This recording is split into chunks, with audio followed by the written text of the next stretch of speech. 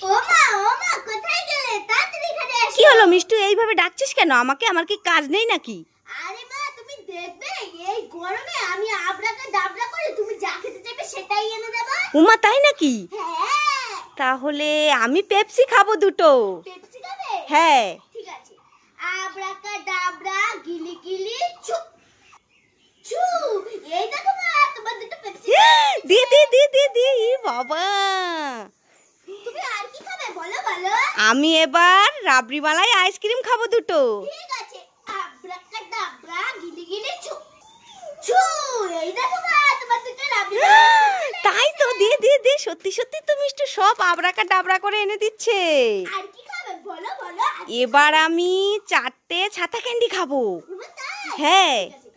আবরাকা ডাবরা গিলি গিলি ছু ছু।